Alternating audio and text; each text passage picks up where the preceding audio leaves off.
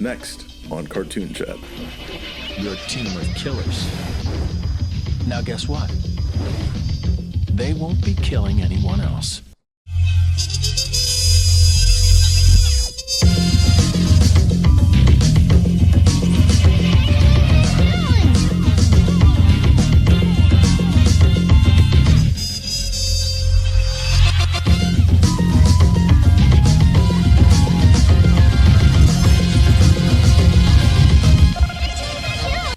This is the Animation Conversation Cartoon Chat, where we take a movie, TV show short, and we talk about it. I am your host, one of your hosts, Bryan the Baltimorean. Find me here, find me at Democracy and Screen Blast, of course, joined alongside the bucket hat himself.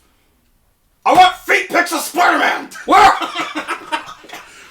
are those Spider-Man dick pics? Alright, Did you just say feet pics of Spider-Man? That's what J. Jonah Jameson be asking for. Give me those! Where's the Spider-Man feet pics? A very questionable J. Jonah Jameson. Who's this? There's a whole multiverse out there. Yeah, what is that, a Dan Schneider multiverse? J. Yeah. Jonah Jameson? What the what? Yeah! Really went full in. Spider-Verse 3, the script leaked. That's why we're in delays, by the way. That's why we're in delays. Like, my God.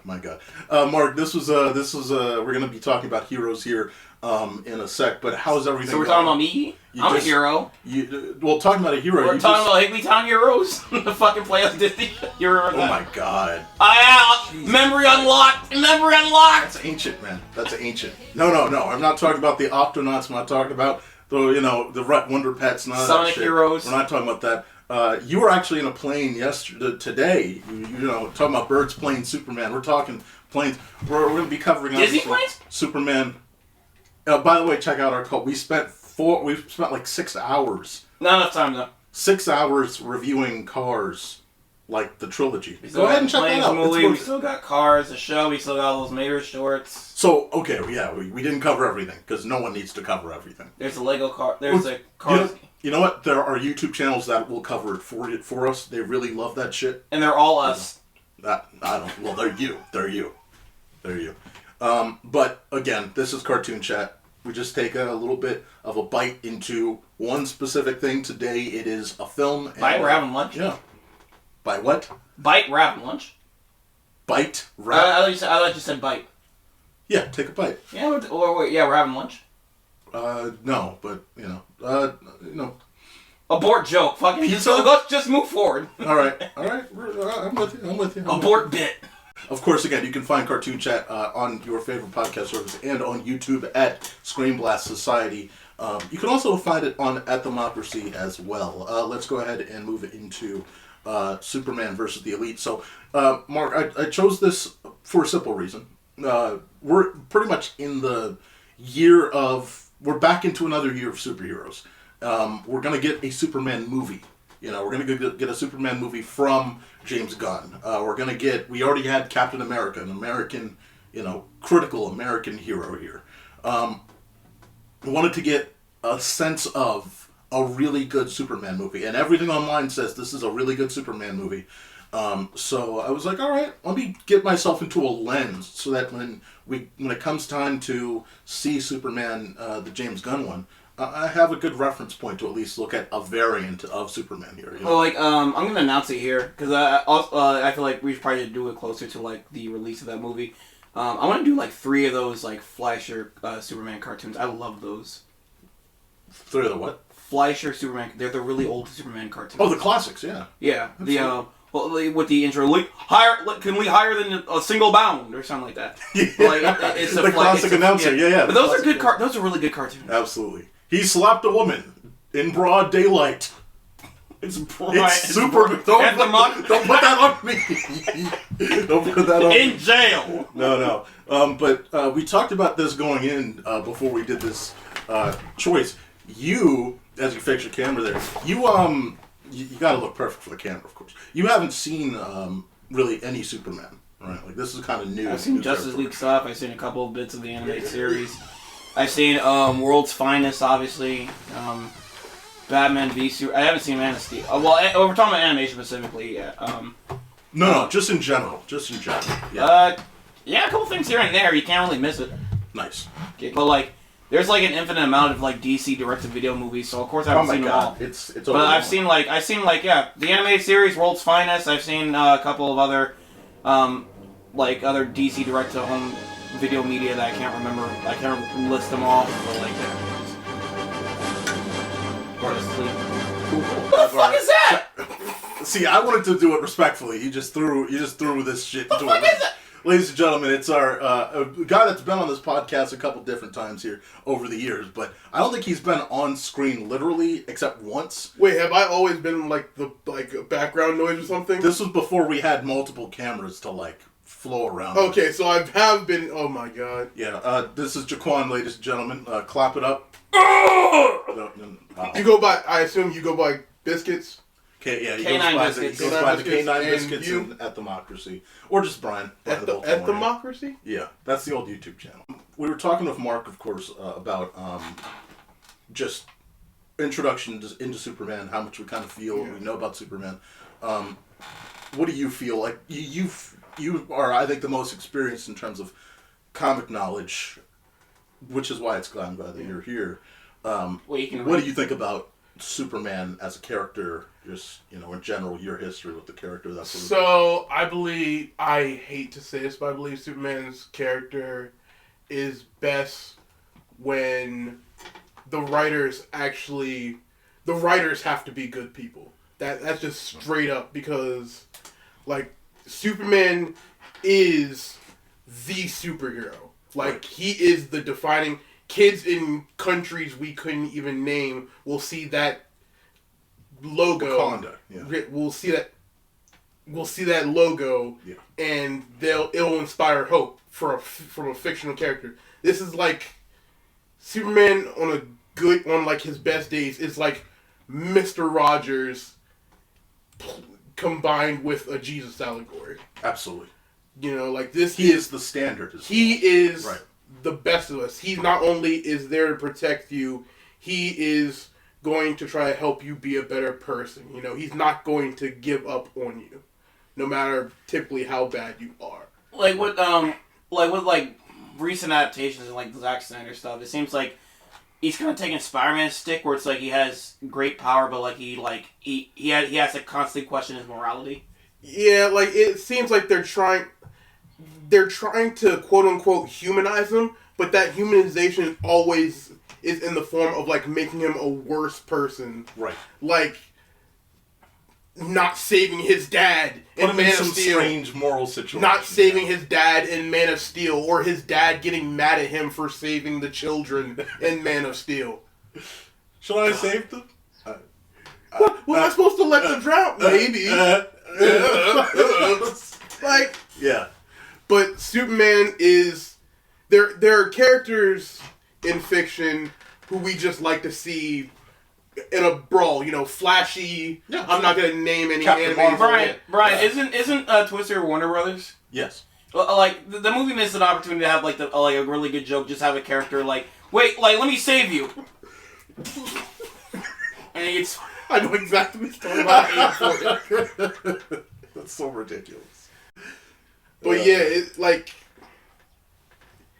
a good Superman, and it feels like writers nowadays, they know that they're not good people, so to feel better about themselves, they'll bring Superman down rather than trying to be better. Right. They're saying, "Oh, Superman would never act like this in real life. The world wouldn't let him. Obviously, they'd be throwing rocks at him, throwing stones at him. Throwing a can of beans at him, yeah, apparently. But they'll only do that when he's like... but like then they'll clap like seals when they show him on Twitter, like, holding up 2 KKK members. Then they'll be like, "Oh yeah, Superman's good now." I don't remember that video clip, but yeah, when he does that, they're all cheering. Absolutely, yeah. That's how many? That's the thing about Superman's the one that's going to tell them, "Hey, maybe don't murder the billionaires." Yes. And then it's going to turn to, okay, so Superman's a fascist. We've entered the Injustice universe. And that's where this movie... How many unofficial evil Superman stories we got before they did it themselves? Or did they do it themselves first? I mean, it sharply increased after the 2000s. It's always been, like, explored Either between, like, not even just with Superman. I don't know how many DC movies you've watched, but Crisis on Infinite Earths. But I'm talking, like, by evil Superman, I mean, like, because we have plenty of theories of it. Omni-Man, The Boys, Homelander. There's other ones, too, that, like, they're just like, hey, this is not officially, it's not officially from DC, but, like, this is, like, our Superman, but if he was evil. Yeah. You're right. It's not Superman, but we'll present him as that, and then we're going to do a 180 and make him absolutely do. But there are characters like Ultraman, you know, if you've watched Crisis on Infinite Earths, or if you've actually read the comics, you know, he's evil Superman. Or there's the Nazi Superman, the communist Superman, Red Sun. And even with Injustice, you know, the Injustice one is the one where it's like I've read the Injustice comics and played the games. Yeah. And I'm personally someone to where I feel this way of, I can understand why he did it. I can understand why he flipped out. But my understanding is eclipsed by the fact that Superman just wouldn't do that. There are storylines where he loses Lois, and then it goes into another level. Yeah. No, there's stories where, like, he'll lose Lois, but he won't succumb to that. He'll emotionally fight through it. Right. And he'll try. I forgot the name of it, but it's one where he's like, he has the gray hair on the sides. I think it's Kingdom Come. Right. But there are storylines but those storylines are to say, you know, Superman having a more human reaction, but that human reaction is always bringing him lower. It's it's never humans collectively being better people. No.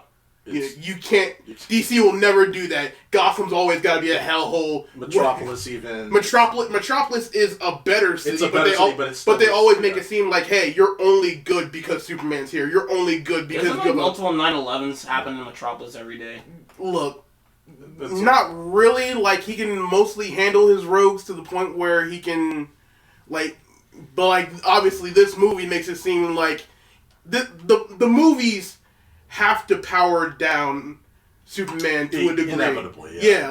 You like, they would either have to power him down or bring in a guy who's on that level. But, like, every Superman movie can't be him fighting Darkseid. No. Every Superman movie can't be Superman Doomsday or Death of Superman, I think, of the newer version of it. I remember there's, like, a triumphant cut where he just decides not to hold back against, I think it was Darkseid. Yeah, that was Justice League Unlimited. That was there was two. And I think it was Justice League, which is the first part of Justice League Unlimited. There's an episode where Darkseid comes to Superman for help. Well, he comes to the Justice League for help because Brainiac is attacking Apocalypse. And this is the first time, like, this is one of the times where you start to see Superman not be evil, but, like, come down, because he straight up said, he basically says, I'm willing to let everyone in Apocalypse die because I hate Darkseid so much. But the context of it, and, like, Batman basically, like, Clark, don't be mean. Whole time, that is a continuation of a storyline from the Superman TV show in which Darkseid manipulated Superman into basically conquering Earth for him. Gotcha. Oh, I thought that was Brainiac. Yeah. That's why now. And so Superman hates Darkseid to a degree, and he also a little bit hates the people of Apocalypse, because the one time he beat Darkseid to the point where the people of Apocalypse could finally be free, they basically Stockholm themselves. They saved Darkseid. They nursed him back to health. Right. And he tells Superman, you may be a hero, but on this planet, I'm God. Even at my weakest, these people will worship me. That's it. So, after the Justice League, Superman basically tells Batman straight up, if we help Darkseid, he is going to betray us. And lo and behold, when they start stopping Brainiac, first of all, Darkseid made a deal with Brainiac on the low that if Darkseid gave Brainiac Superman, he would spare Apocalypse. So, from the jump, he was sacrificing Superman. I see. But even then, he double crossed Brainiac after that by installing a box to Brainiac that would give him control over Brainiac's ship, right, so he could conquer more. The Justice League stop him, but in the process, Brainiac's ship, it's either Brainiac's ship or planet that they're on, is about to explode. And in the final moments of that planet, Superman's like, Darkseid, we gotta run the once. We gotta throw hands for a final time. And this is the first time you're starting to see Superman beating Darkseid to a degree where these blows are gonna kill anyone else. Right. He is that pissed. Batman has to basically show up and force Superman away before the planet explodes. And that's and that's the scene. Yeah. That's the scene where Darkseid dies. Later on in Justice League Unlimited, the Legion of Doom accidentally bring Darkseid back, thinking it would be Brainiac. But it's somewhat a fusion of a tube, a small fusion, to where basically Darkseid can create boom tubes now without a mother box. He comes back, he invades Earth. This is all the finale. Yeah, we should have did this instead, but we're already talking about it. Yeah, this is all the finale of Justice League Unlimited. Right. And in the finale, that's the scene you're talking about where Superman basically tells Darkseid. He said paper something. Yeah, he basically says he feels like he lives in a world of paper mache. Yeah. Because he has to hold back from breaking anything, breaking anyone. He can't show weakness. He has to be the pillar at all times. Right. And that's caused some conflict in Justice League on several episodes where Superman feels like, I am the most invulnerable. I have to take the lasers so that you don't. You don't, right. But now, I'm going against someone who can take everything I throw at him. And they make it seem epic where it's like, oh, Superman hit him so hard he broke all the windows and stuff. Where it's like a real punch from Superman in the comics. Even Darkseid's immortality, bro, is going flying. Like, you'd be seeing like Injustice super moves of like bro getting sent across skyscrapers and stuff. Superman still technically loses that fight though at the end. That's why I don't know why Injustice had to make up the pill thing to justify why like superheroes can fight basically each other. yeah, that's the entire plot is that hey, we need Lex Luthor developed the pill, but then they had to get the plans for it because although Lex Luthor was in this universe best friends with Superman, he was slowly starting to help the Resistance because he slowly started to see that Superman was going crazy. I don't know why they had to do that just to justify the existence of this fighting game. It's just like, because fighting games they just have to... Yeah, fighting games always ignore power scale, but for this one, they also had to do it in story because you can't have a story mode or like even in the comics where say Black Canary is fighting Superman on an equal level. You can have that where they're fighting, you just have to write it to where they don't win. Yeah, but then, if you're playing as Black Canary, you can't write that you lost that fight. If you're playing physically on the controller as Black Canary, Right. Then try not to write that. Netherrealm. But, this was final thoughts. We're going to shift back over to... I want to talk about the Elite real quick. Go ahead. All right. Absolutely. So... Tell me what you think. Actually, no, let's just go to the Elite once we get to the show. Brian, you just go forward. All right. Yeah. We were going to get to the Elite, but absolutely. Talking about this movie here, before we get to the movie, the core point is that you're not going to get this movie without, of course, the Inception point. We're looking at... Inception. Go away. We're looking at Joe Kelly's What's So Funny About Truth, Justice, and the American Way. It's a play on the Elvis single that uses What's So Funny About Peace, Love, and Something Else or Other. This came out was published in March of 2001. Joe Kelly, this guy he's a juggernaut. Again, kind of like how we talked about when we talked about Spawn. These members that were just so critical to character development. Joe Kelly was part of the development team for Ben 10. He was the early Ben 10, by the way, not the 2017 Ben 10 everyone loves so much. What are we talking about? Ultimate Alien, Omniverse? Original Ben 10. And then from there, kind of stewarded the direction that it was going to go in when it moved into that. So he was only original Ben 10, not Ultimate Alien? Alien Force? He wasn't in it. He wasn't in the Alien Force, but got the ball rolling where the direction. Now we're talking about Race Against Time Ben 10. The live action. The live action.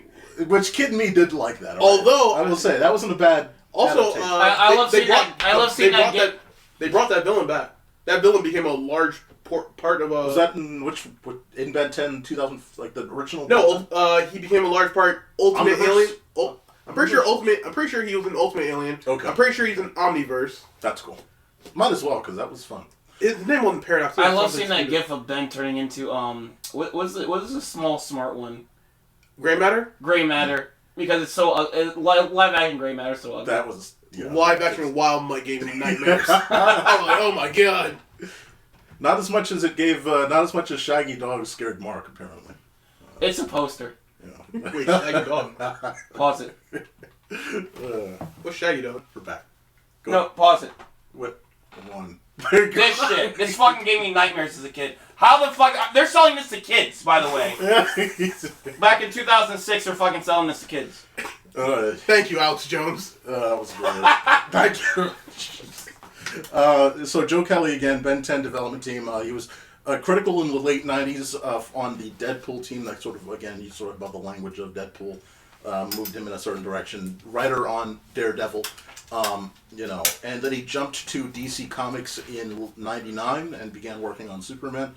Again, the core focus on this was that, and I think for a lot of us, I grew up, I was born in '97, so I kind of was on the back end of this era, but, technically no, because it kept going.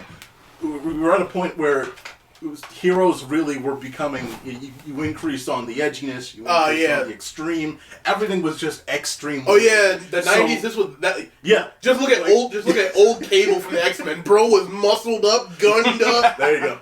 Yeah, Spawn, basically Spawn, yeah. And then the Spider-Man, and then the guy did the Spider-Man that's he's like, muscled up, buffed, everything, What, we talking, 2099? No. No, I'm talking about fucking the What's his name? It's the artist. the '90s Spider-Man show. Peter Parker. Oh, the one. Wait, the 3D one, the weird 3D. No, not the MTV one. I'm talking about the one before '90s Spider-Man. The Spawn. Spider blood, radioactive spider blood. No, '90s Spider-Man. Is he talking about the animated show? Is he talking about the one that had Venom and Carnage in space? That's a continuation of that one. That's Spider-Man Unlimited. Oh wait, so you're talking about the regular '90s show? Yes. Okay. He's buffing that.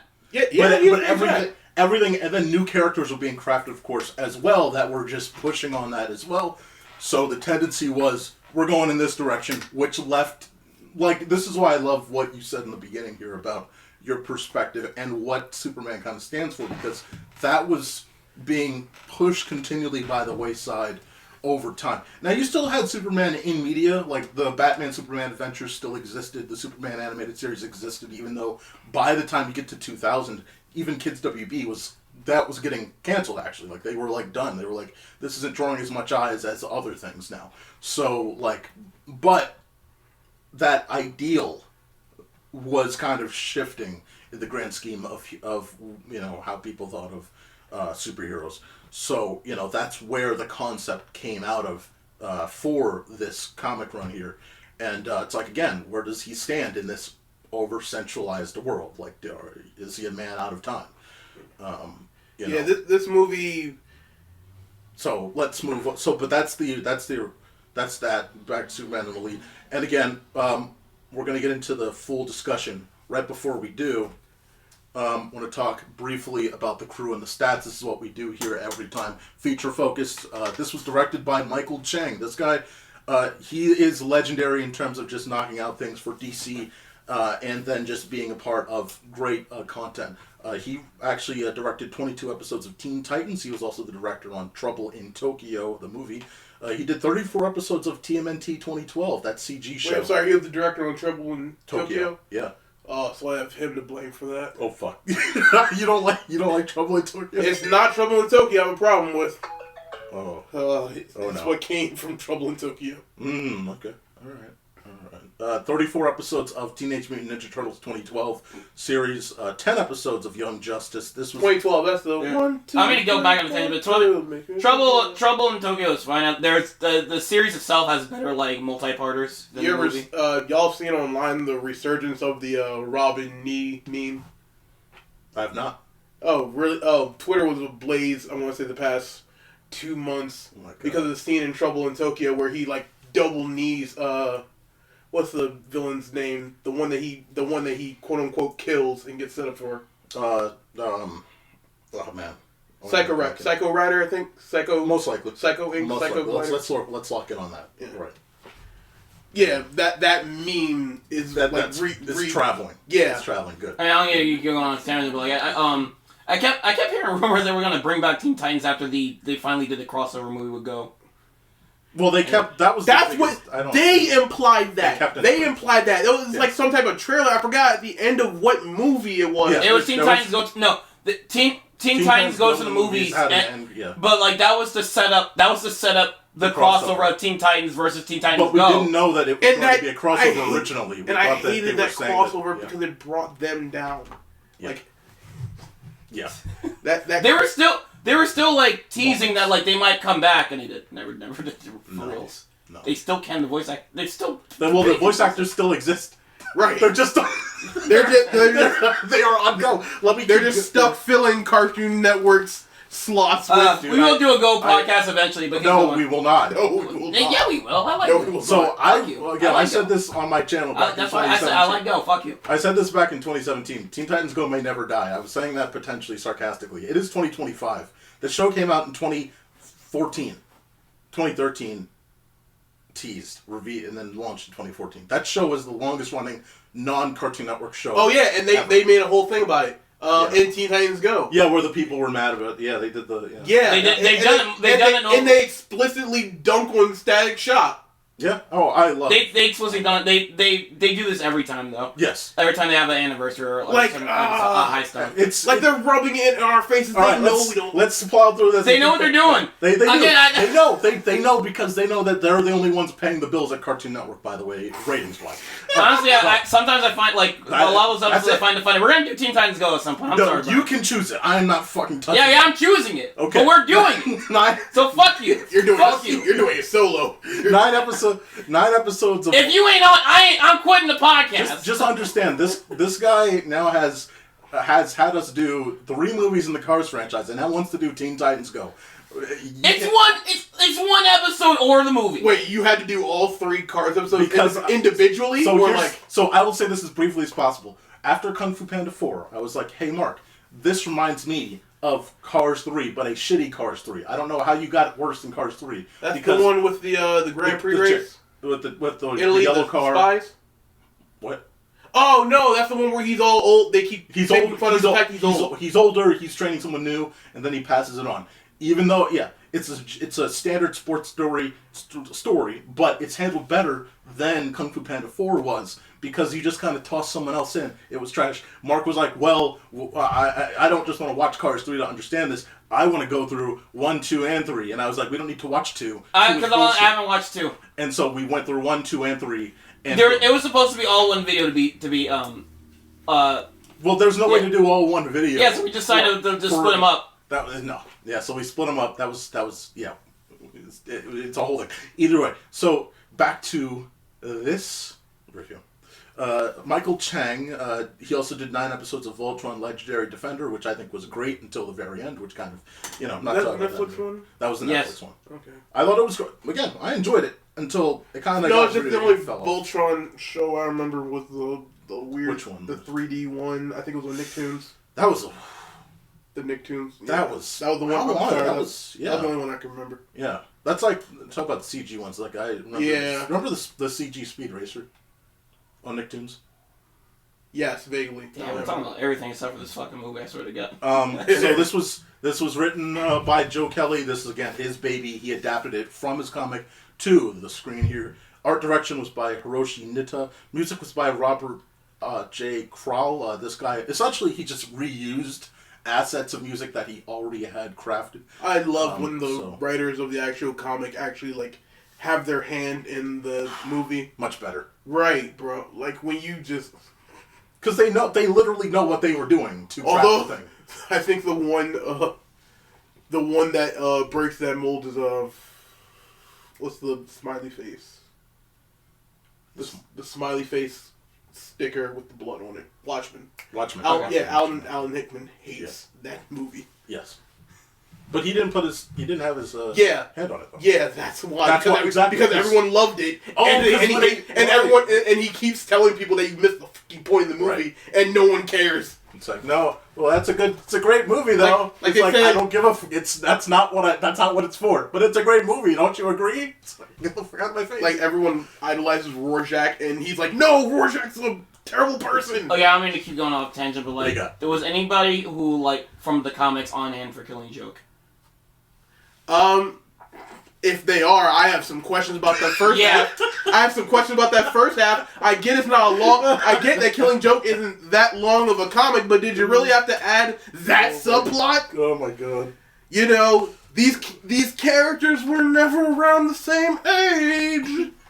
This is grooming. Why? Yeah, what a concept. Why did you turn Batman into a diddler?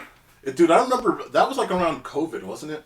When that came out? That would be hilarious if it was. Wasn't it? Or was it a couple years before COVID? Either way, when that came out, I just remember everyone, not even in the comic space, was like, what the fuck? Like, everyone. The first half of the movie is really like, why? And the second half of the movie is the Killing Joke. Yes. Just skip the first half of the movie, and you're fine. You know the Killing Joke. There you go.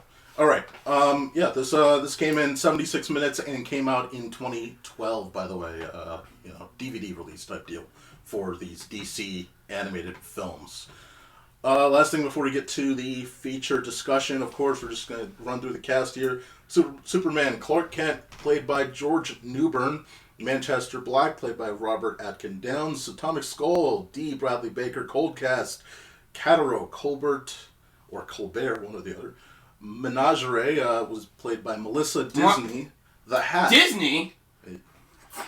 The Hat, played by Andrew Cascino. And Lois Lane, played by Paulie Perrette. That is our key cast focus. That was. Who are you people? Detail. Some of them are very. Some of them don't have to be so fucking disrespectful. Like, some of these, they're very good. You're over here, fuck you, man. They never shared their lunch with me. I don't know these people. They didn't what? Share your lunch? They never shared their lunch with me. I don't know these people. That is ridiculous. I don't know many voice actors, from this movie, they did an amazing job. There was no one that really felt off in the role. No, this was fun. This felt like a passion project. Everyone actually felt like they liked this movie. Yes, absolutely. All right, let's get to the actual discussion here. Obviously, again, this is a 76-minute movie, so they kind of run through things pretty quickly. All right, so from inception point, rather quickly, we'll talk about the fact that, look, I like this idea of this version of Clark Kent, where it just doesn't matter. Like, is he really hiding in plain sight? No, he's just... Yeah, that is hilarious.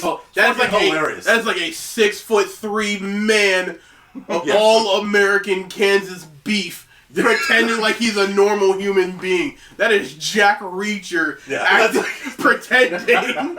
Guys, I'm just a daily newspaper. Right. That man is like, he's not hunched over or anything. He is flexing. Okay, so in the I think in the more recent like Scooby-Doo crypto like crossover direct-to-video movie, they make a joke about that where they meet Lois Lane and Velma's glasses fall off and Lois like, hey, where did Velma go? And then she puts her glasses back on, like, I just saw this beautiful lady here. Where did she go? And it's a joke about, like, Superman and Clark Kent. Everyone always plays on that, but, like, there was, in the old comics, there was an actual explanation. Back when Superman had 2001 powers, he could actually, like, focus some type of rays through the glasses to make it illusion. Yeah, to make it seem. Yeah. He also has powers of, like, he can kind of mess with his the muscular structure of his face. Yeah, just here and there. Plus voice control to a degree. You can also just lightly punch someone in the throat and then like they'll stop talking about it. You're Superman. No, I'm not. I love this. I love like the discussions of the oddities of his like older powers. Like this is not even like one from I don't even know if it's from the comics, but like in Superman Returns, he like kisses Lois Lane to it makes you forget. And it's like I love people bring up why doesn't he just kiss the main villain and just like Robot Chicken did that. Yeah. Home attack. Yeah, but you get this inception point where again he's getting marketed as this everyday, like the standard Superman, cartoonish variant of himself. Right before he fights Atomic Skull. There. Any thoughts on this portion here? Look, when you have the superhero in your city, you gotta monetize that. You gotta make some cartoons of your boy. Absolutely. Especially if it's not like trademarked yet. Yeah, like how is Superman gonna sue them? Yeah. He didn't. I know it's the same case of like I think most superhero stores were like I see this mostly with Spider-Man where it's like there's Spider-Man merchandise everywhere in his world, but he can't really get anything because he's still dirt poor and he can't get anything from it. Because And guess who's to blame? Guess who's making the merchandise? The big fat fuck knuckle Kingpin. Crazy. I didn't know that part. I didn't realize that. Yeah. He's the one who's doing that shit. That's A+. That is phenomenal. That's smart. Yeah, it turns out when you have a secret identity, you can't really make yourself public. You're kind of fucked. Business is booming, Spider-Man. Kind of fucked. Yeah. It's not about the money, Spider-Man. But today it is. It's about the Mets, Spider-Man. Go get a horn. Yeah, I love the Mets. I love the Mets. So of course, right immediately after that, right before he goes in, he has to fight. He has to fight Atomic Skull because of course he's doing a thing. This felt like a very Saturday morning. Like you have the core focus, which is the elite. This felt like, all right, we got to start off with something here, and this is our Saturday morning cartoon fight here. Now it plays a part later. Obviously, you still get little threads here with Atomic Skull, but it's like. Like you said earlier, it's like you got this. Like but it's also like they have to choose a villain correctly. One that's slightly disposable, but also is enough of a threat to where it can make Superman's not doing his job efficiently. Yes, because that's the point of the movie. It's like people are thinking that Superman could do his job better if he was just a little bit more brutal. Some of your villains require a little bit more brutality. But, you're not seeing Darkseid every day in Metropolis. You're not seeing Doomsday. You're not seeing Mongol. You got to use someone who's in Metropolis a lot, okay? On a regular basis. So that people know. It's like, hey, can you just get rid of this fucker, please? And, what? You're not... Even Mark, we saw Dogman. And it's like, even Dogman brings this up in a, comedic way where it's like, he arrests Petey the cat. Petey gets out. He arrests him again. Petey gets out. He arrests. And it's like, movie, and it's like, well, that's not the core. But you're not missing anything. Watch Dogman. But it's. I know the mayor's like, shouldn't you blame the prison system? Like, no, Dogman's to blame. No, the hero's always at fault. It's the hero's fault. It's like that's in a lens a similar situation here. But I'm saying for this movie, you had to use. Dial this number. For this movie, you had to use a villain that, he's not technically human anymore. He's someone that, you can't do this with someone like Toy Man. You can't have what happens to Atomic Skull later on in this movie happen to Toy Man. It's a little different. Yeah, a little different reaction from people. Please kill this midget. Yeah. It's so after that, immediately following, they have some meeting in the essentially United Nations. Essentially, again, we're talking. This is again very much of back to the same thing of, hey, can you, like you talked about again? It's how are you using your powers? Can you just, you could neutralize this threat very efficiently. Simultaneously, there's these two warring faction countries that are, in the middle of a combat situation. So. I feel like they should cut out the theatrics of like, hey, you need to be better, and just be like, hey man, stop with the fucking property damage. You didn't have to pick up the light post to hit Atomic Skull. Just hit him. Don't pick up the light post. That thing costs cool. That thing costs thousands of dollars. That costs us $54,000 for one light pole. Imagine if a superhero fight was happening by the harbor. Dear God. It's always it's like the memes that keep coming out about Red Hulk, where it's like, it's like, oh man, your freshly paid off car gets picked up and thrown into the harbor. Bro just destroyed like a third of the White House. Right. So we will watch that review. This will be out after that. Martin will probably either join us or he will be in waiting. Is he here? It sounds like he's here. Indeed. We're gonna keep going. Fuck Mark. Warring factions, and again, so Superman's like, all right, we're gonna fucking, like, by the way, in the background of this, Manchester Black is leading his team, the Elite there, and he's essentially thinking of this plan to sort of work with, fool Superman into believing, okay, we're gonna try and start this thing up in a way that seems like we are infatuated with Superman, and then, boom, we will be who we actually are later. My camera's fucked, and I didn't realize that. Pause. Hold on. So, again, Superman goes out there, tries to combat... Apparently, by the way, I didn't realize that there was this, like... This... I don't know why that's so far ahead. I don't know why that's so far ahead. I don't know why that's so far ahead.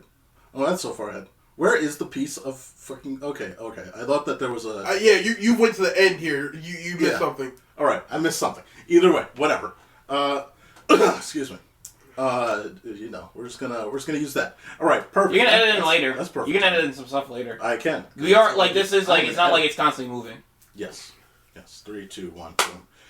All right, so he goes to these warring factions. For some reason, they've got this insect creature.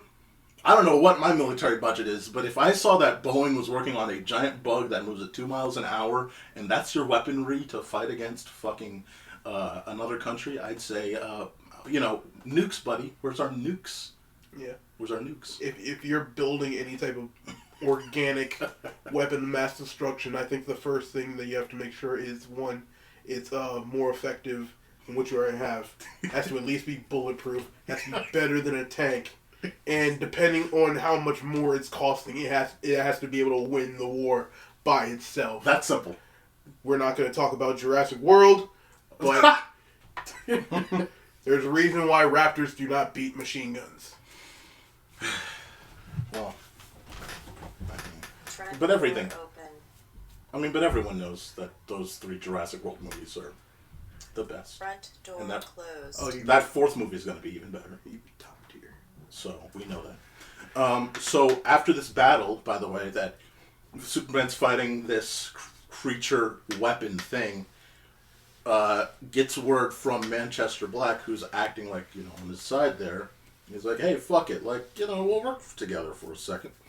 And at the end, they act like, oh, we're on this, we are infatuated by you. We really appreciate the help and all that stuff. And, leave Superman in a way of like, oh, I've got some new friends or whatever. I don't know anything about them, but, I've got some new friends that are helping out the good fight. Cool. Like, so, after that, he goes back to Metropolis. And he's, again, investigating the elite there. And, there's this subway-ish thing that's going on, and that's where things start to unravel. In essence, I'm going one by one here. The key point of this film that I really want to get to is not the end. I don't want to get to the end first. No, I have discussions about the end, but let's go. But what I want to run through critically is this thread of the elite doing something in a certain direction, and Superman, again, trying to stand firm for what he does. And it comes to a head in the fight in which you have the Atomic Skull. He gets out of prison, or whatever, his locker, whatever his lockbox thing. Which I thought you can just say it's. I think in one of his last fights, he killed someone. Like, he killed a cop or something. Yeah, he kills a couple people. Yeah, but like, there's one where it's like Manchester Black is like staring at the kid, like one of the.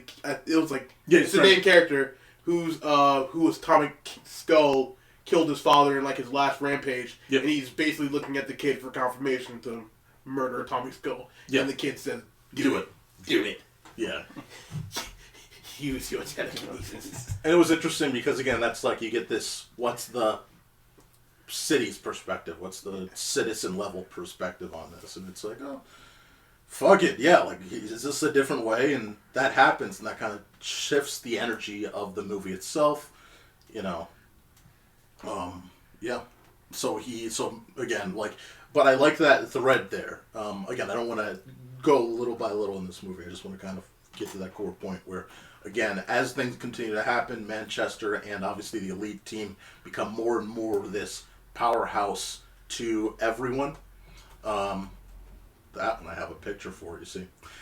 They become this, the new status, right? Because they're just going at it. They're taking care of business. And people are fine with it. They're like, fuck it. You can, if you're, everything we see is that you're taking care of business, then we don't really. Yeah, notice how like the headlines will never actually show, like, they'll never actually tell, they'll just be like, oh, yeah, this new group is great. You know, they're so much better than Superman. What are they doing? Oh, they're exploding, villains' heads. They're, it is pretty gory. They don't really care about casualties from people. Right. Collateral damage? It's not important. Right. Don't get me wrong. Superman collateral damage. I mean, there's still, yes, absolutely. Yeah, but But at least he thinks about it as he's doing it. Right. At least you can guilt him afterwards. Yes, I am sad that someone got crushed by one of the concrete pieces. I am so sorry about that. Meanwhile, the elite would be like, who the fuck cares? Right. Yeah. Someone died. Oh. Absolutely. Some no name. Yeah. So should have been in the way. You were in the way. You were on the sidewalk. I was on floor 53 and a concrete piece fell down.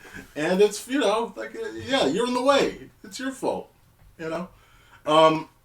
This continues and continues and continues. And, we learn that their plan was to get these two warring countries to go, they're on a ceasefire. They've agreed to a ceasefire, but the core goal was to kind of get the two warring factions going. Those two warring factions going would cause more mass destruction in general globally, right? Like that would get more countries involved and more chaos involved. And Superman realizes this, and he's tired of Manchester's black shit, and he punches him right in the face, clocks him in the face. And like you said before, he's not going all out. In fact, he's not even trying to go all out. He just had a moment. Just had a real moment.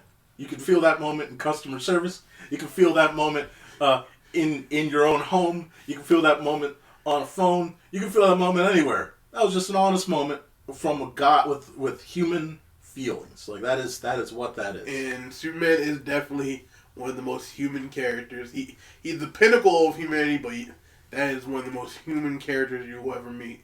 Yes. As a character who can get angry, who can love, who can lose, who will cry, who will think about the local football team. Right. It was like, yeah. Good old Kansan boy. Yes, indeed. Does that mean he's a Chiefs fan?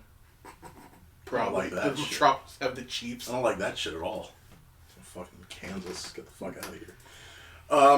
So, I don't know if this was before. This was after, I believe, right? Or was this before? This was before, I believe, where he talked to his dad there.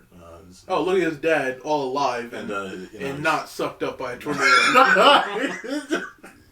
By the way, this came out a year before Man of Steel. So, you got that. That's even worse. Yeah. Jesus, I thought this movie was like 2002 or something. No. Like, holy, like you had the blueprint. You had multiple things to go off of beforehand. And it was just like, nah. Well, the thing with Snyder is, and everyone will defend Snyder, is that he's always right. And his vision... Everybody would defend Tyler to the point where they're like, they think he... recently, people think Snyder betrayed him by, like, taking a photo with James Gunn. Yeah, like, how could you take a photo with the new DC leader? What's wrong with you? How could you do that, Zack Snyder? You're always right. Which one of them said, in my movie, Batman could get raped? What the fuck? Oh, you didn't see that quote? I think I've heard of it, but I don't remember which one of them said it. One of the leader people said that? No, either James Gunn or Zack Snyder said that. I'm gonna guess it was Snyder who said that. Hopefully, can't. I don't know. It probably something James Gunn got fired for, but I did. That was years. That was like 2009. For context, look up old James Gunn tweets. Oh my god. So, Superman's like, all right, screw this. All right, look, we've got to fight. There's the. By the way, I have all this. I actually had the footage for this. I had the picture, but I didn't use it. Again, clocks Manchester Black in the face because he is the symbol for people. He is that symbol, and Superman still has to be that guy. Even at this point, still has to be that guy. Everyone around the world thinks, well, Superman, you fucked up. You were supposed to be bigger than this, even though all of the populace of the human world apparently all thought that Manchester Black was hot shit. So, Superman probably should have used what he known, gone to the Daily Planet or something, exposed them first, before start, attacking the new hot guy on the block. Because I believe, wasn't that Lois Lane's secondary plot was that she was learning more about. Yeah, she was learning more about. The elite. And rather because than, there was no, they have no. They were looking for their identity, things like that. And so no one can find it. no one. It's like, oh, red flag, but then it's like, well, we don't know your identity, so we Well, since we're talking about the elite, what were you about to get into about were you getting to the full, like, your opinions on the elite team as a whole? Yeah, absolutely, go for it. I understand why they were made, but the commentary is just bad because it's like, you want an edgier superhero. You know, you want someone who's going to get stuff done, but then eventually you're going. Those characters aren't going to sit down with you if you're suicidal on a building. You know, those, you want the cool super blasters killed the pedo guy, but you're gonna lose the guy who's like, you know, who's gonna sit and talk. You're gonna lose the guy who's gonna sit and talk you through your mom's divorce or whatever. You know, and you're like, Superman's effective at his job. Metropolis is basically like the safest place. You know, if you want to edge your hero, go to Gotham. See where that gets you. Have fun with that. Yeah. You're gonna get murdered at night, but at least while Batman's on patrol, and you're still gonna get murdered. But hey, you know, you saw the bat symbol though, right? You saw it. You had didn't help you, but you saw it. You got your edgier hero. Yeah. And then Batman comes later, like, there was a murder here. Damn. I'll look into this later. I'll put that on the file. It's almost 4 a.m. The sun's coming up. We got this guy wait till tomorrow night.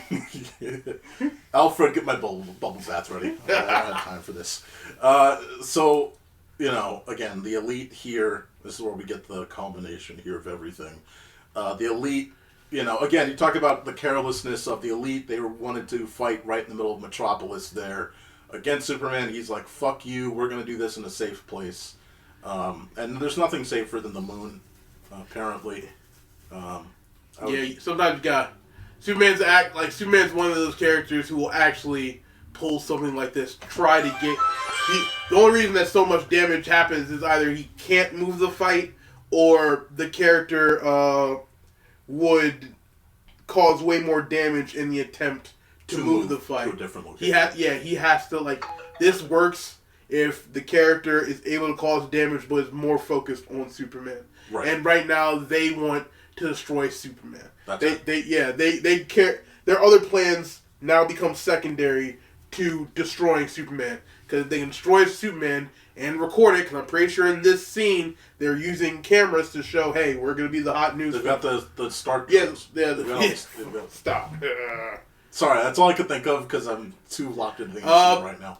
We didn't explain any of their powers, but basically Manchester Black has super good telekinesis. The Hat is a big magic guy. Man. He's a magic man. Menagerie has, like, worms that can kill people. STDs.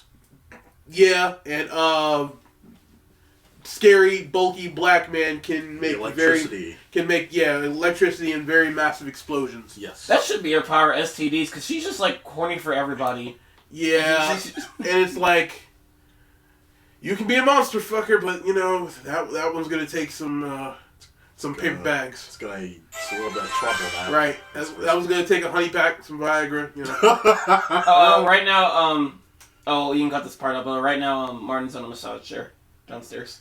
He's doing what on the massage chair? He's on the massage chair. I will tell. One of the other guest members, Martin, the Sir himself, he's really disgusting. So, if you hear anything about the massage chair, just... Do you get a notification when someone's in the massage chair? No, he just texted me saying, I have arrived, wrap it up. Oh my god, wrap it up. And I said, where are you? I have arrived, get the f*** on with it. Thankfully, we're almost done this here. Again, so... Thank goodness Jaquan's there, because I have like a short-term memory span with this movie. Okay, so basically what happens in this scene is they're able to jump him. Yeah, they do the smart thing that no movie does in any fight sequence, which is they all get on him. Yeah, they don't try to 1v1 him Yeah. in frames like, oh, I'm gonna beat up this guy, I'm turn around, this guy's still ready for me, oh, I'm gonna beat him up. No, they all realize that Superman is that guy. They are gonna have to jump him. So they all do it. Even if he's not immune to magic, you're still gonna have You gotta try. You're gonna have to put in work for this. Fuck it, just try. Yeah. And by the way, better than what 2017 Justice League did, which was okay. I know how comic book works, and I know these. You have to have heroes having solo stories, but like sometimes I wonder, like, can we like cut to another hero at least watching the news or something like that? we don't need that right now. Because we saw that we have the Times Square thing from the Stark drones. Yeah. Which aren't Stark drones, but from the Stark drones. And this is like its own solo movie, so there's no clear detail of whether there's a Justice League or other heroes might be present, but there's also an unspoken rule of characters not being on each other's turfs. Ladies and gentlemen. That's for every like comic. Oh, Caleb. Oh, hello. Oh, we're talking about Superman. Hello. Oh, yeah. If you want to listen in, it's down here. If not, yeah. All right. So basically, fighting game terminology, they get him low health, and Cold Cast, I believe his name, the black guy, they give him the finish. Oh wait, just start. We're gonna. You're live. So basically, in this scene, they jump him, they get him to critical, and they try to and they give him Cold Cast, the final move, basically letting him electric shock therapy, hands to head, zzz, and it causes a large explosion. There's nothing left. They think they won. They think they've straight up disintegrated this man. They didn't realize that. They start gloating. That this movie title is Superman. Yeah, and then they...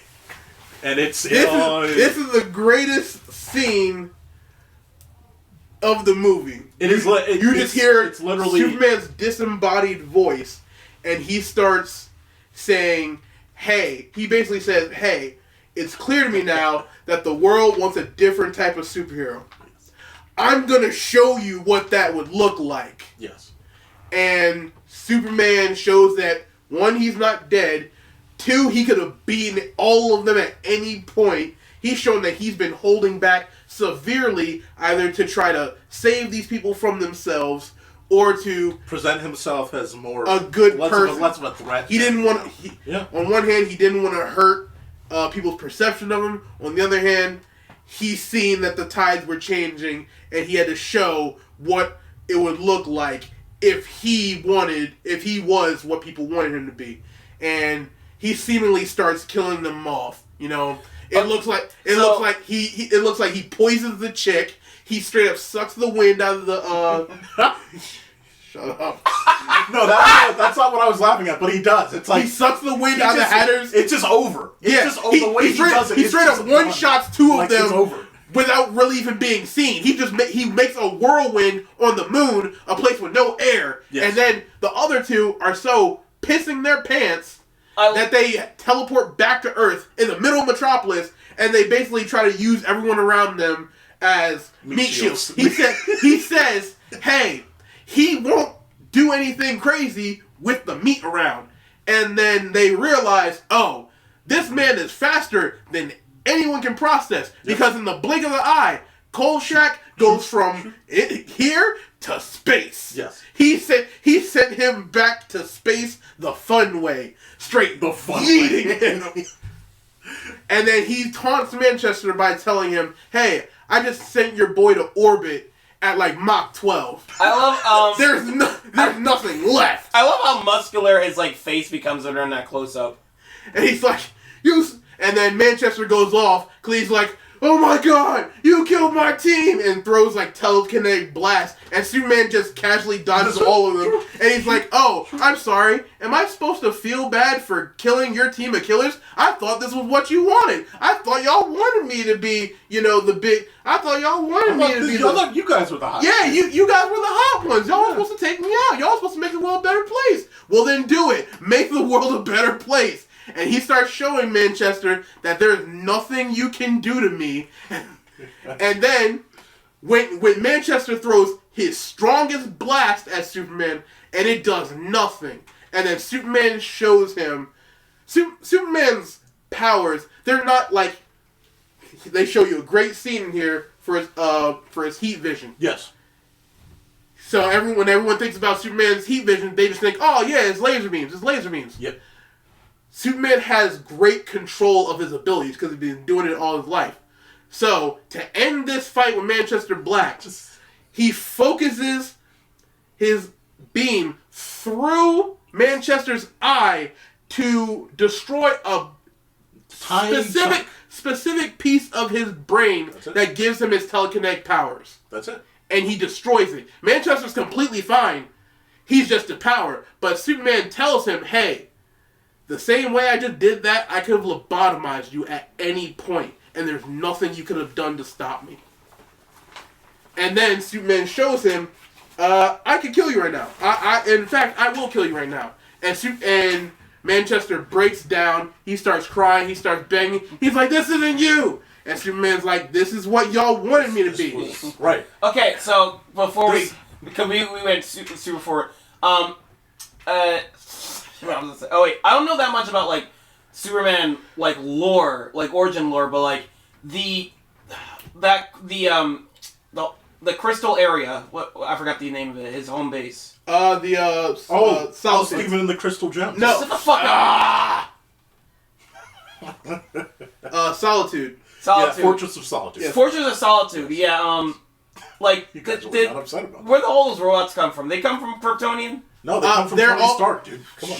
I'm gonna smite him. That's Stark Jones and Stark Tech. No, obviously they wouldn't have fit in the baby spacecraft, but like he uses metal to reverse engineer a bunch of Kryptonian science, Kryptonian tech.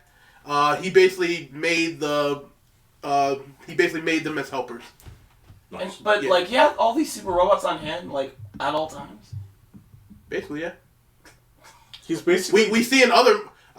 I know he doesn't need it, but like he can like just get some multitasking done like throughout the day. He seems could probably to like put one in Gotham and solve 99% of Batman's problems. No, Batman have a problem with that. He wouldn't trust him. He wouldn't trust them, but what he just said? Fuck you! I'm putting one there. Well, that will start. It would just start war. He still thinks of Batman as a friend. He's not gonna break the truce. Fine. But like I'm just around the trap. Like Superman's just that. busy over here. He's like, hey, hey robot, can you just do this real quick or do this, or like it seems like the public doesn't run me around. Just have the robot do some stuff for a bit. Yeah, but you know how disappointing it would feel if like you were expecting Superman and just a robot showed up with his logo on. That was obviously not the him. military does it all the time. Jesus. Thanks, Bear. I was expecting America's help, and instead of the president, I got the military. That's not what I wanted. No. But I was expecting the president. Instead, I got the Speaker of the House. One of the things that, and you said this before, like this is the moment of the movie, and you can tell this is the moment of the movie because if you look if you just type this film on YouTube, there are almost no other clips at all except for this one section. But my big question about this is this actually Superman, or is this like a power trip that someone wanted Superman to have? Because to me, the question that I had as a not a super knowledgeable Superman fan, but just someone that has observed different movies, Superman Returns, things like that. It's like, is this like? And you brought up earlier, like who he is, the ideal of him. It's like, is this someone that's just having a moment that he wants? Like this feels like. This is like the South Park episode where Wendy is talking about breast cancer and fucking Cartman is being an asshole, raw and then at the end she beats the fuck. It's like that's what this feels like. She tells him throughout the episode, "I'm gonna beat your tail," and so Cartman switches from being the bully to doing everything to get out of this fight to the point where, and then when he thinks he got out of the fight, he starts gloating at her again, and then it gets to the point where the principal has to tell Wendy, you gotta beat his ass. You gotta beat his ass.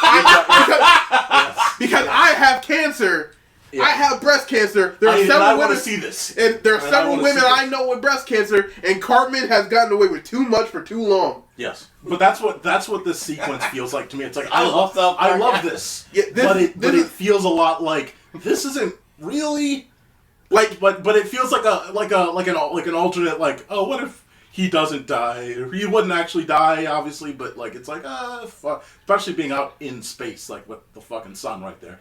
But like, fuck it. We'll give him a moment. This scene was very much someone wanting to dip their toes into the like in universe. This is Superman showing the people what he's basically giving. He's basically monkey spawning. He's giving the people what they want. They want a darker hero. He's giving them a darker hero. He's showing them what that would look like if he was what they wanted him to be. Because the entire movie, they want him to be more effective and darker, and now he's showing them what that would look like. Right. And they're scared of it. They're terrified. Everyone in the scene is crap. They think people are dying. Cars are falling on the people. Yep. It's just bad. Notably, the kid that was in support of Manchester Black. Yeah, the kid is like, wait, no, he's Superman, like, no, don't do it. Yeah. Now he's. I know. It's like basically, hey, the world is reaping what it sows, but it also feels very out of character because Superman really wouldn't do this. Yes. But Superman's not gonna pretend to go insane just to make it so like it's just a prank, bro. So guys, did you learn your lesson? Yeah. Like do you really want me to be bad, Superman? Right. Like that's. It's like obviously no. Superman's not gonna do this massive dick measuring. But at the end, they basically, they show that none of it was real. His robots, the damage was real, but no one actually died. Don't get me wrong. Cars were still being thrown. People's lives are property ruined. Damage was there. Car insurance is going through the roof. Yes. But, no one actually dies. And, Superman does a long lecture about, hey, people can be better,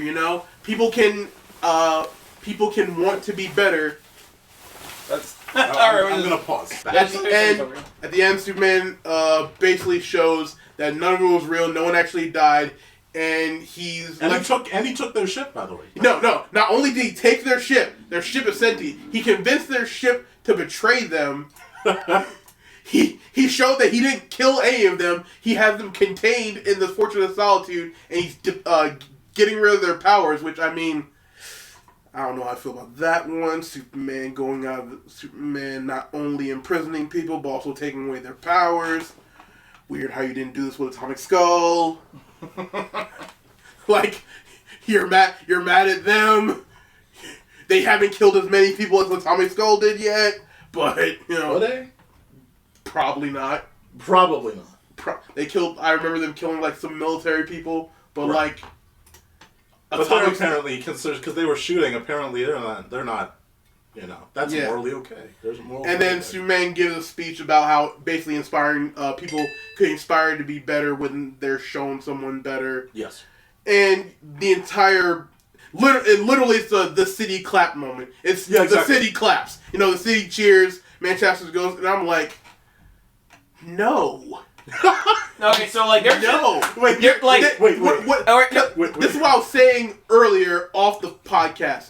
The entire ending scene, when you really think about it, it is Superman threatening the world. Yes, it is Superman showing this is what I could do. So I could try this shit again. Choose another fucker over me again. See what happens. Say you want me to be edgy one more fucking time. I don't want to even hear about you. And then Snyder heard it and was like, bet. I don't want to hear. You better not question me if I take your cat out of the tree. You better just thank me. Mark, what are you about to say? The end credits should have had a little scene of an in-universe YouTube video, like Mr. B style. Like, we're going to prank the elite by having 17 robots around and fucking with them the entire time. Oh my god. We're gonna fucking prank the elite. Prank the elite. Yep. I mean, and their head just a lot of people want to do that these days anyway. Base. All right, but as a whole, though, yeah. Don't get me wrong. The movie is good. The messaging is honestly there. It's just like you're bending Superman to be the humble. Like you can't, like, in universe, if I'm a person in Metropolis and I see that final fight, I'm basically looking at this as like, yo, Superman is threatening us. Superman, like, I understand, Superman's just basically showed us, like, hey, this is what I can do. This is why, by the way, I liked the, as much as the Transformers have problems, the Bay movies had problems, 1 through 3 at least. I don't touch the other ones. Well, 1 through 3 had problems, but I do like the human response. It is a natural response to a bunch of random shit happening out of the blue, and these aliens, these aliens just come out of the ground, and you're like, pause real quick. The fuck? We went off on so many tangents already. It doesn't matter. All right, so I've started to hate Optimus Prime in the Transformers universe, not because he's basically a disgruntled war veteran, lost all his friends, now hate humanity. My brother in Christ, you're mad at humans. You brought this war to our planet. We didn't come to your planet. We didn't come to say, my people, all of my friends are dead. Yeah, because y'all brought that shit here. And then we keep finding out through each movie that they keep coming back. They keep being here. They fucking killed the dinosaurs. They killed Egyptians. They fucking... Are you talking about the Bayverse? Yeah, the Bayverse. That's what we're taking. The Bayverse unit. We constantly see that, like, hey, everything happening is... It just reloops. You brought your fucking... You brought your war yes. to our planet. And every time, it's like, hey, you're fucking... one of your fucking... your Sun Destroyer is in one of our pyramids. Yes. You bastard! You can't blame us for any of this. We are at this point only trying to survive. Yes. Because we have a basically unstoppable enemy against us. We're so freaked out about it, we were like, fuck, we're just going to build a dam and we're just going to cover this here. Boom, fuck. Right. And you build a dam. We're just, fuck it. We saw it, by the way, we heard some shit on the moon. We just wanted to see it. We accidentally, we saw some shit on the moon and we're fucked, but we're gonna be... Every single one of your fucking artifacts is trying to destroy our planet. The Allspark is going to be used to turn all of our machinery into Decepticons. The freaking Sun Destroyer in 2. In 3, and then the pillars. In 3, it's the pillars that you want to bring your planet... And fuck our planet up. Yeah, because I don't know if you understand how gravity works, but putting 2 planets right together, and then you think that any humans are going to survive that, even if they did, you want to turn humans into slaves. Yes. But the thing... What's it good for? Here's the thing, though. Everything on Cybertron is like our world, but times 100. Yes. Human slaves would quite literally be ineffective. It would be, It would take 30 fucking years for 2 million of us to make one of their doors. To reach the population that they need. No, not even that. To make one of their doors. One of their sliding doors. All right. Transformers ran out of the way. Right. But this is why, like, again, like, that's a natural... I was like, okay, you need to see that ground level perspective that's accurate, and that's why I like that. But again, the end of this movie, 100%, like you said, it's like, it is, from that point forward, you're thinking, shit. You can't look at the end of this movie and not agree with someone like Amanda Waller that we need someone to be able to stop motherfuckers like because this. now it makes sense. What she's saying, it's like, in case Superman goes crazy, like, we need to, like he did in this. But that's why I don't want to spend any more time on this. I just want to let's wrap this up. Superman commits. As someone who doesn't like Mark, what did you think about this? Who doesn't read? As someone that doesn't remember this movie and doesn't watch Superman, what did you think? I mean, I watched other Superman media, just like he doesn't have to. Life of Super Pets doesn't count. The Super Pets doesn't count. That movie that from was 2 good. years ago. I actually like that movie. Oh yeah, I like that movie. It wasn't bad. Don't try to that. I wasn't disrespecting. The only Superman solo thing it also has John Krasinski as the only Superman solo thing although the fucking adding Rock at the end. I like how Mark. Was it the Rock? I just want to say something. Mark's losing it. Was it the only Superman solo thing I watched a handful of the animated series. Other than that, like everything else Superman I watch is something with other superheroes in it. I think The Rock played Black Adam's dog in that movie. And Yes. it made me want to throw my chair. Because I'm like, why the fuck is it here? Yeah. And literally be like, no, why are you here? Get pissed. It was literally an advertisement for the because the Black Adam movie was like in a couple months the same I'm year. surprised you didn't or the get next pissed year. about Kevin Hart as the other dog. Because I'm going to be honest, I'm like, you guys are great, but I'm getting tired of this. Wait, you no. guys in every movie. Was The Rock Crypto? Yes. Yes. Kevin Hart was Ace, but Yes. Ace shouldn't have superpowers. We're not going into another. Yeah. Guys, Super Pets. We had a lot of fun. I like Super Pets, but screw it. This was Superman Yeah, Hunter versus- Reed's Batman was so funny. Superman versus the Elite. Super Pets 2, Wonder Woman turns that pig into a giant feast for the Amazons because... I mean, why wouldn't you? Right, it's a super large pig. That thing is becoming That dinner. can turn giant. That thing is becoming dinner. Yeah. All right. Mega bacon. We are going to wrap it here, guys. This was Superman versus the Elite. Any final thoughts before we leave here? The movie. Now, just because I don't like the message of the movie. No, it's still good. Yeah, the movie is great. The movie is fantastic. Please watch it. Cool. Yeah, I myself agreed 100%. Like it look, it feels out. That's why when I brought it up, it's like it feels out of character, but it still is. Sorry to say, one of the coolest fucking moments ever.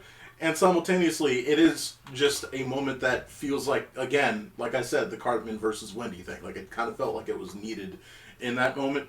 Especially when you think about the fact that, again, all these DC animated movies, they don't really connect anyway. Or some of them do, some of them don't. But this as a standalone that doesn't connect at all, it's like, fuck it, okay, fine. But, again, I like this as a Superman movie. You know, it has very good pacing. It's only 76 minutes. You can have a good time and just kind of get it out of the way, and I think you're going to enjoy it. Mark, you saw it. You already said your thoughts. Oh yeah, but like I was. So we'll wrap it here. But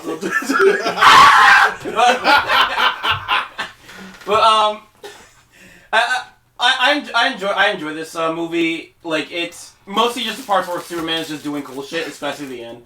I just like seeing Superman being overpowered. Like the only reason I like the other Superman stuff like that stuff with Superman in it when he's like on teams and stuff is like I feel like you're not supposed to think about the power scaling of Superman. Like he just like sometimes he just like takes a punch and gets hit, but like you can believe that I guess it hurts, but you're not supposed to think about maybe he's like I'm not thinking about like maybe it doesn't hurt him and he's just acting like it hurts or something. He's just giving everybody an even chance. Yeah, he's playing drama queen on that. You think?